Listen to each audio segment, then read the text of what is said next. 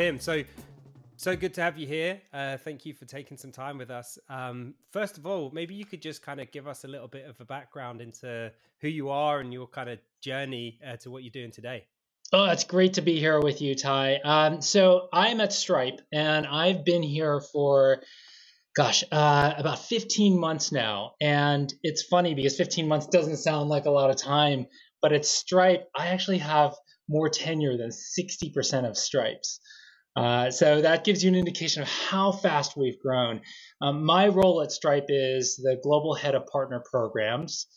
So I was brought in from my leader who leads all of partnerships, Dorothy Copeland at Stripe. I was brought in to build out our ecosystem, the infrastructure, the programs in which our different partner types engage with us, and build out those resources, benefits, and incentives that's in it for them, and also set them up for success. So enablement, as well as engagement or community, are also within my remit. Prior to coming here, I had been at IBM, for about 11 years that I was at IBM. And my experience there centered around the channel, also centered around marketing.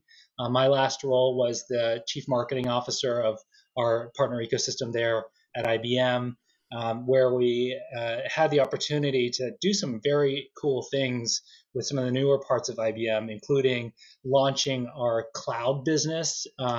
I was leading that in 2016, and then also launching a cloud marketplace. So it was our first instantiation into a true marketplace that was open for partners to come in and merchandise their products and services. And then also our traditional business through resale and VARs or VADs, those terminologies of resellers and distributors out there, of which are very important to companies like IBM. And prior to that, I had been in sales. Prior to IBM and that side of the house and marketing, I'd been in sales where I had interactions and leveraged partners as I sold. I found that I was just much more successful when I brought in partners, and I guess that early attachment, never left me. Love it. Yeah, and if only all salespeople had that same experience, everyone's lives would be a lot easier. That's an amazing background.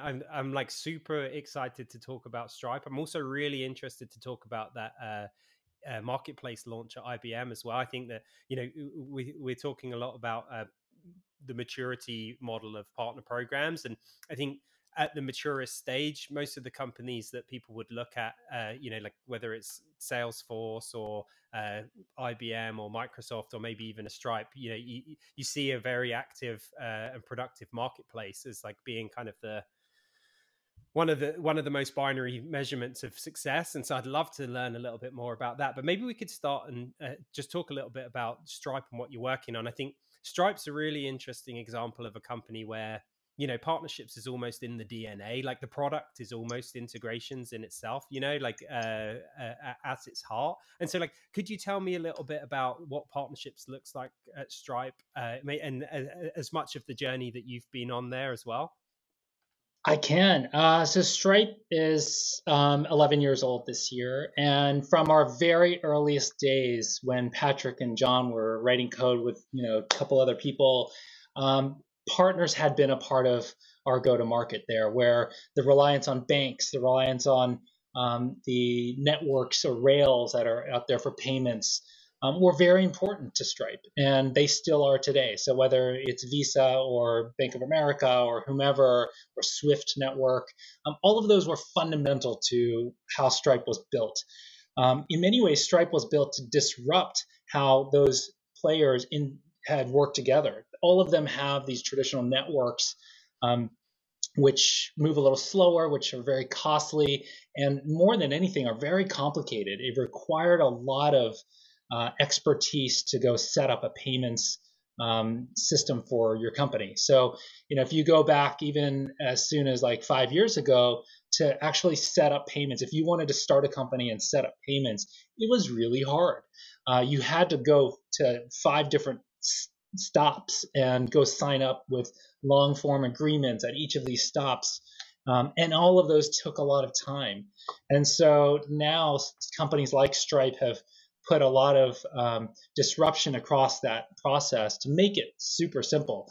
Our traditional cohort has been the developer, and that developer has no patience to deal with any of those things I just talked about. They want to move very quickly from a code into actual payments transactions. So we started there. As we grew in terms of product depth in payments and actually helping companies monetize new streams of revenue. So oftentimes you'd find a company, let's pick 3M as an example, that says, I want to create a marketplace for myself. I want to sell 3M products and other products in my marketplace. I need some way to run transactions. I want to monetize that and take 10 basis points off of each transaction. So that's an area then that Stripe built up next, is how to help companies, whether you're old school like a 3M, or whether you are new startup that's ambitious and want to challenge 3M, or whether you're just very established in what you do. Stripe then helps those companies automate that. And as we've grown our product set, as we've grown the depth of payments and other services that we put around, whether it's fraud or whether it's billing or whether it's tax, we have then expanded into go-to-market partnerships. So when I think of Stripe's partners, we actually have kind of our back office partners, those that we have had from the very beginning, that are reliant, that each transaction that comes through us and all of our services on a SaaS and banking as a service are reliant on the back of the house. Then we have the front of the house, which is generally how we go to market. And that's where I sit, and that's where our partner program sits, is how we deal with our partners that help bring us into enterprise opportunities, those partners that build solutions around us and integrate with us. That's the front of the house that had not been built up in a formal way until just the past 18 months, really. And so there you find what might seem kind of like as the traditional channel landscape of technology companies. And those range from technology ISVs or software vendors that can be as large as like a Salesforce or SAP, to a lot of the .io names that help propel the growth over the past 3 years of this industry. So you have companies like that, to what is actually a very large cohort for us. We call them SaaS platforms, but essentially those are companies that run a software platform that have embedded our Stripe product for payments or other fintech products of Stripe. And again, that allows them to monetize their own products. That allows them to create new revenue streams and go into areas that maybe like subscription, for example. A company that might want to create a subscription service for a hard good or a digital product needs that whole infrastructure that's behind it. And so that we offer that. They might want fraud detection or things like that. We offer that. So that is another area of a large cohort of customer of ours. And there you have big companies like the e-commerce shops like Shopify, BigCommerce, Wix, and others, all down to your your favorite Broadway ticket store or your kids karate transaction club thing that you sign up for and manage time and get appointments. All of those are a cohort of customer of ours, of partner of ours. And then you also have cloud companies, you have other technology companies, including, very interestingly, automotive. As automotive considers themselves more and more software, they become a pretty important cohort for us. So that's one that's the technology cohort, very important. And then we also have the consulting cohort, which again is equally diverse, from your big global systems integrators down to regional systems integrators that do your traditional integration and deployment work of software and that are familiar across different technologies, and they bring it all together for the customer. to payments consultants. And that's an interesting group because payments consultants have been the traditional go-to for barreling through those 5 touch points that I talked about earlier. So they now, because of all the digital disruption that's happened in our space, are still very important, and working with companies like us to say, how can we help the business end as they consult, but then partner with them. So they're another partner type.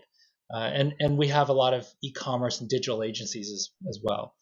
So that's kind of our landscape and what partners have been for us and where we've evolved to. And we just continue to grow that out. We're finding that partners want to innovate with us in different ways. And as we build out our product set, they want to have specializations across that product set. So I can talk about that a little more, also our specializations program. Yeah, amazing. I think so. I mean, we're customers of Stripe at Partnership Leaders. We use it ourselves. I also just signed up for a SaaS product like an hour before this, and they were using Stripe, and I think that they're at like 40 million ARR, and they're using Stripe at the moment. So it's a testament to what you're doing.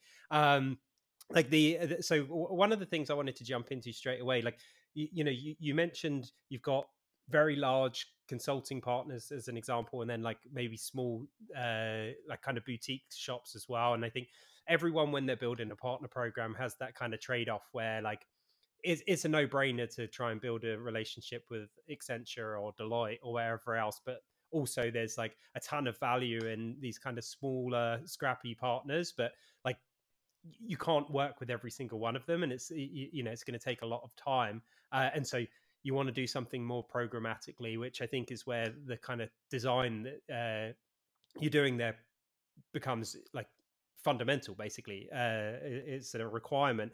And it would be awesome to understand a little bit about, like, as you were thinking about designing this program, how do you think about like the needs of the different partners, and like you talked about the specializations as well of the different partners, like where do you start, and then like where should it end up in the future, I guess?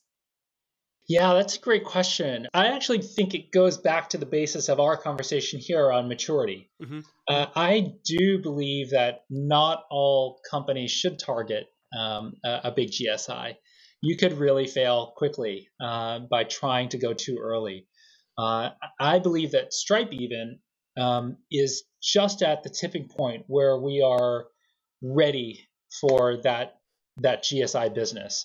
I've seen it where companies that are smaller try to go in, and even if you establish the right momentum, to really have a GSI and the machinery around a GSI work with you, it takes a lot of your own resources, and I've seen some companies put too much into that one big basket, and it sometimes doesn't go correctly. Whereas I think if you have patience, and if you generally go to those that have the most traction with your customers in terms of adjacent areas that they're already working, and pulling you in to fill a certain slot in that stack. Also, those partners that are passionate about you and find success and are willing to invest, basically take folks off the line, off of their billable line, and invest into your technical training and education so that they can be knowledged and deploy your product. Those are where I would suggest as a sweet spot to those that are like thinking, oh, am I ready for a GSI? That build up that cohort first, prove out the services model, prove out the technology that needs to integrate in, and be ready, be fully ready at that before you get into the larger side of it. Because GSIs have a huge expectation on the business to invest into them. So that's something that's not talked about that much, but those that are, a lot of my peers and those that have been in the space for a long time know that the numbers can be very, very large in terms of the reward, but the investment is equally as much, and it takes a lot of time. So once it's going, it's very powerful. But it does take a significant amount of time and investment. Whereas, again, thinking about those cohort that you might already have are very important. to develop even further. A partner program does that. So when you ask me, like in terms of the program itself, how do I address the different levels? Where we are in the program attributes that are used most are generally for those that are not the giant companies. Those giant companies are very specific with what they need, and so sometimes it's a little bit custom for them, and they prefer not being treated programmatically. Everyone prefers not being treated programmatically, but Yeah, the for sure. companies, especially those GSIs, really do merit it, and it works best when you don't. So to address everyone else, though, um, and in the spirit of Stripe being so self-service, we've designed our partner program to be very self-service, whereby a partner can come in and declare what partner type they are and have resources to get started with us, whether that's the training that we are providing. And look, again, with training, it's one of these things where if you go to a Microsoft or an IBM or other developed company, they will charge you quite a bit for training and education. But for the majority of SaaS companies out there, and I would imagine that training is generally free. And for us, as we are in a ramp up mode of our ecosystem, our training, education, and certification, so training, enablement, and certification are all free today. But I can tell you that won't be the case for forever. It is just a moment in time. So for us, what we do is to provide different levels of training for different cohorts, whether you are a seller that wants to learn more about how to talk about the payments industry, how to make a successful implementation, how to help a customer sell payments more to their end customers, or help their customers go global. Those are all things that we are handling through the program, because they're very common patterns that we've seen. That's again going back to that root of understand and work with those that are really invested in you, watch those patterns and lean into them and build around that. And so that's what we've done. And so the program itself does bring in a life cycle of a partner to help them build with us. So whether that's building a solution or building a practice around Stripe and payments, then it helps them market. So we have a tremendous amount of resources that we've put into the marketing side of it, including scaled MDF, which is oftentimes a must-have. And then selling, which is, in our case, payments still can be very complicated with how payments are priced.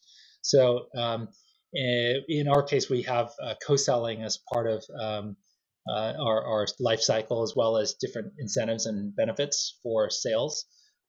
Because as we all know, where you put your dollar is where the growth will happen. And so that's where we've emphasized a lot of our incentive stack.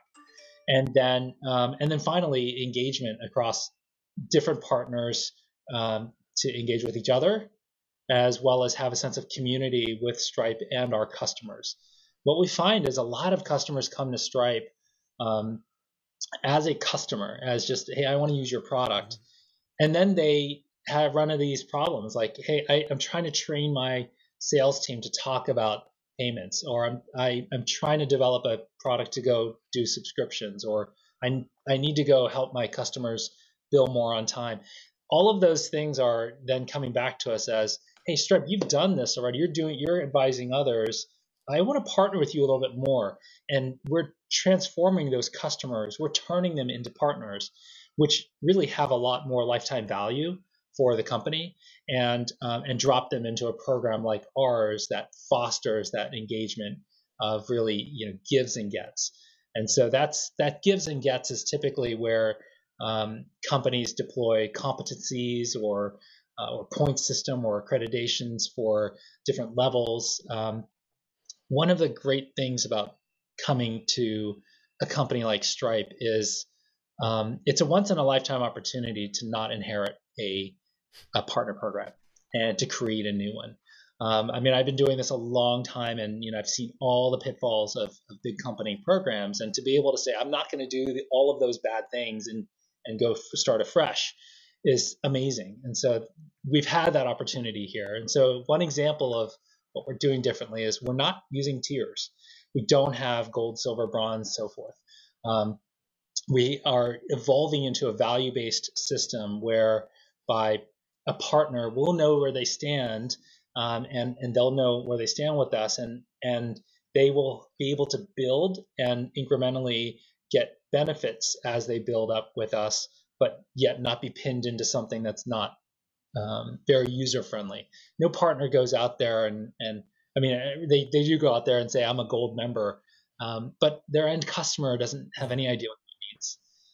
And so we've really tried to be customer centric in how we've built our ecosystem. Yeah, that's awesome. And there's so much of that. You know, like went through that process at Optimizely and Amplitude, kind of starting a program from scratch, which was amazing. And we did a bunch of the same stuff still, where we had those kind of tiers and a lot of like the referral commissions, even though no one ever wanted them, just like because people kind of come to expect it. Like there's the boilerplate. And so it's really interesting to hear that you're not using tiers, and makes a ton of sense, to be honest. I always had this kind of dream that we could just have you're in this percentile of performance for these key metrics, or like things that would actually be actionable for the partners. So that's really cool to hear. I mean, Yeah. lots of questions. I'd love to hear about some of these other pitfalls that you talked about. So it sounds like tiers is one. Any other like obvious pitfalls that people should be looking out for when designing partner programs? Yeah, I think that one is being too complicated. Anyone in the partner space knows that it gets complicated very quickly. And I think keeping the end user in mind, whether that's the actual end customer or the partner themselves, and trying to have a principle that guides you of simplicity is really important.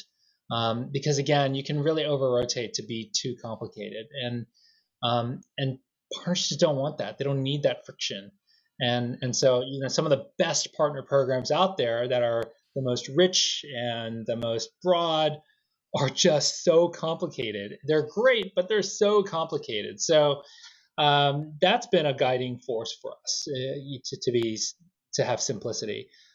Users first, like I talked about, is another one.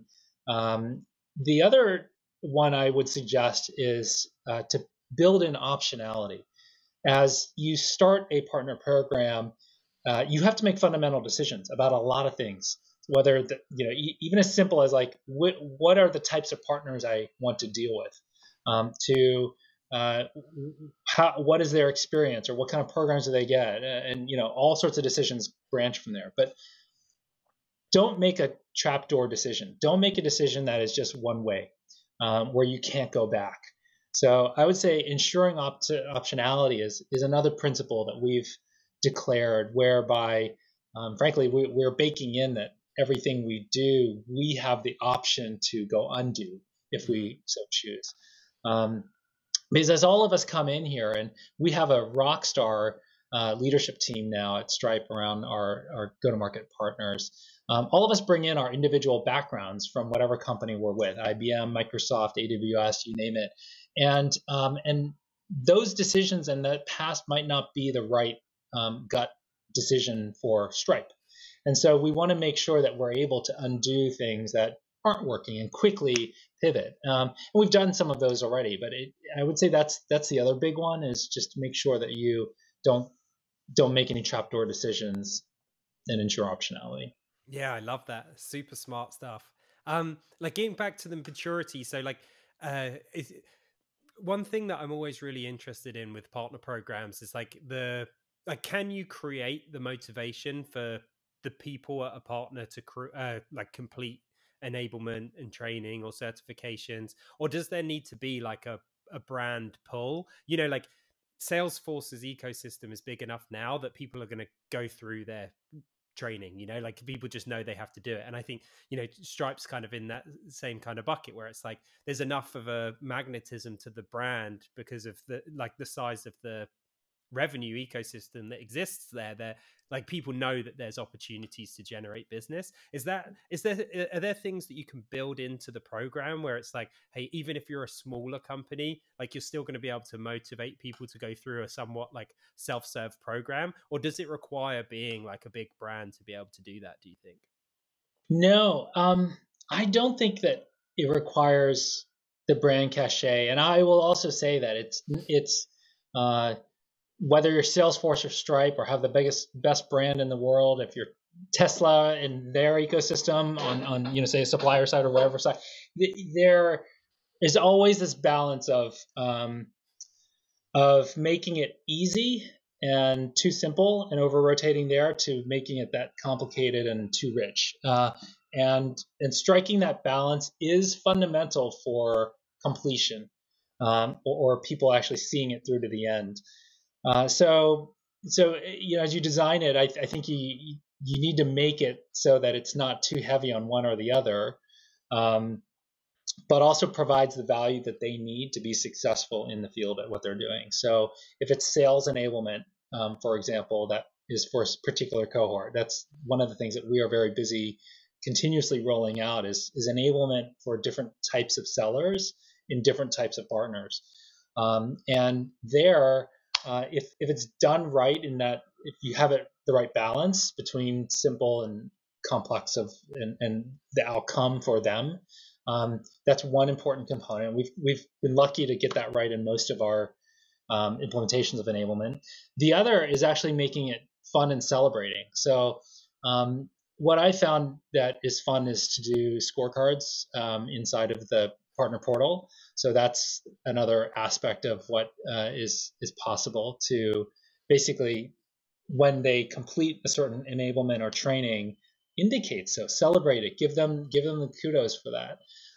We also have programming that is for our partners where we can celebrate and literally say the partners' names and put them on a leaderboard, and it's just like any seller. You are very motivated by your peers when you see them on a board and you're not up there or you're not higher than them. That gets you really motivated, and so we've started to do that here as well. Those are some tactics I would use to keep engagement high and completion rates high. But I do think it's fundamentally the actual content itself that drives it. Yeah, I love that. I love that. And I think it gives hope to a lot of people at less famous companies that are trying to build something that they can kind of build something as great too. And like, if you're on a kind of mid-size scrappy team, let's say like 10 people total on the partnerships, 5 to 10 people maybe, like how much of this stuff do you think can be can you use a software platform for some of this, or are you building it in house? Like, do you think that there's like people that you can kind of bring in to help you from either other teams or like external consultants to kind of build out some of this content? How do you think about that through the maturity? Yeah. So I'll share that when I came over to Stripe for 4 months, I was a one-person team. Wow. It was just Tim, and as such, I had to think really scrappy as I was executing. And even though I had certain resources on hand, I did have the opportunity to say, this is a white sheet of paper. And if I'm creating a new program, both from the actual program content and policy of the program, if you will, to the actual technology infrastructure that underlies it, what would I do? Do I want to go as far as build full custom code and spin up teams or vendors doing that? Or do I want to use a fully baked third-party SaaS product, PRM SaaS product that I can just pull in and turn on in one day? And we went through that evaluation, and for us and our level of scaling, we actually ended up taking Salesforce and doing a custom implementation of it. I would not recommend that to everyone because you do need significant resources to actually maintain it. Like doing the first instance, anyone can probably do, but to maintain it and grow it and make it amazing and awesome for partners takes a long-term commitment. I would say it depends on where you are. You can definitely pull in some great third party applications, PRM applications today, and build out the infrastructure. And I think that the lens you have to use is, can it address 70 to 80% of all my needs? If it does that, then that's great. That's good enough right now for where you're at, and it will take care of the majority of your needs. But if you want to be absolutely perfect, you kind of have to do your own thing, whether it's custom code or whether it's using a solid third party like a Salesforce and building on top of that. So yeah, I think that that's one piece of it. And then similarly with the programs that you deploy, when you think about what those are, some of them can be very basic and some of them can be complicated. So specializations is something I talked about earlier. Specializations for us is how we want to recognize the highest expertise and domain experience of our partners. And so our specialized partners are either really steeped in industry, steeped in particular technologies that revolve around Stripe, so like CRM, ERP. So they might be an Adobe partner, for example, or a HubSpot partner, and really just know that whole ecosystem, know that product, but have maybe never worked with Stripe deeply. And so part of our work is getting them to a proficiency level where they are amazing at Stripe as well, and then able to bring it all together at the customer side. And then a third area for specializations is around our products itself, and that's probably the most common one of companies is like, let's just go certify on our own product set, so we create expertise there. So that for us is where we decided to be with our specializations. Everyone does it differently.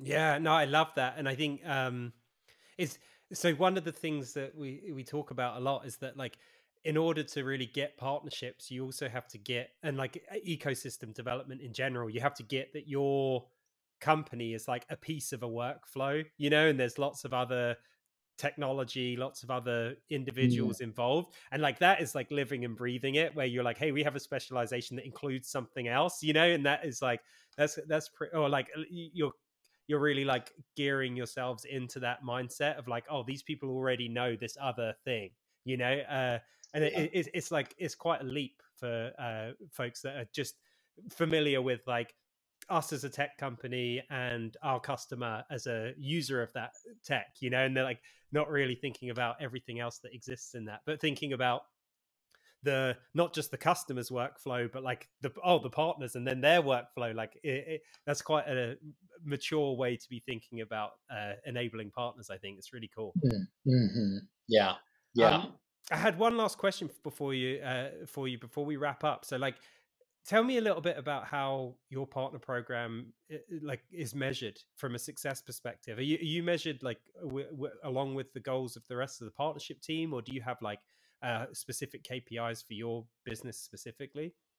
Yeah, we have both. My vision of the partner program is that we are a lead generation engine for the company, and in particular, partner sourced leads is our flag. Like, if there was one thing that I would carry as my KPI, it is that. And it's not a statement of right now, because it's, we just launched our program last April 26th, so not even 2 weeks ago, and so it's going to take some time before we are that lead generation engine. But I'll say that, having been in this space for so long, it's the most lucrative and hardest to get to, where you create this machinery that's a flywheel of leads for your own sellers, but also for partners. And that's a wonderful place to be. It really adds value, and that's where we want to be. So our program fundamentally is that, but there are measurements along the way, from whether it's time to onboard to actually pulling in a whole ton of third-party and in-house data to benchmark a customer or a partner as they come in, to say, would we rank this one partner as super high potential based on their payments volume, based on past engagements, based on their industry, based on their funding that we have line of sight to from third-party sources, all sorts of data that creates this model where you can create a cohort to say these are the ones that are high potential, then we can give them more touches, or these go into a different stream that kind of nurture them along as more self-service, and then watch them over time. And so that over time is yet to come, but for us, it'll mean different signals along the way that help us determine whether to promote them, or accelerate, their solution building or whatever areas that they're really getting into.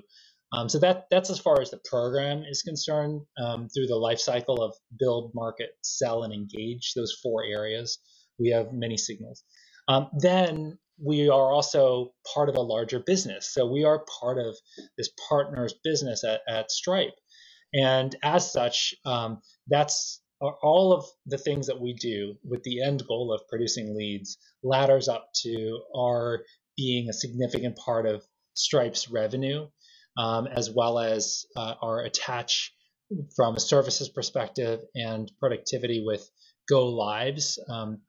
Just like all SaaS, you got to go live before anyone makes money. So between services and go lives, that's really the value that we bring to the rest of our sellers, but all measured by partner contribution to the revenue. Yeah, I love that. And I agree with you. Like if that's your North Star or that's your objective, no one's ever going to question the value of what you're building. I think an existential challenge that a lot of people have in the partnership space is that like other organizations kind of have question marks around like the value that they're generating for the business. And I think provided that you're aligning yourself to something that the business really cares about, like you don't have to run into those types of challenges as often. So that's really cool to hear. Well, yeah. Congratulations on the launch. I saw it on LinkedIn and shared it. And I think I like talking to you. I'm honestly excited to hear more about it. I could talk to you about this stuff for the rest of the week, to be honest. I'm like tempted to go and sign up for it myself just so I can see how how you've designed everything and how it all works. But like huge congratulations. It's an amazing thing. It's probably a lot of work, and I encourage people to go and check it out. Thank you so much for the time, Tim. It's been illuminating. I really appreciate it. Thank you, Tai. I love everything you guys do, and it's great to be a part of it. Thank you.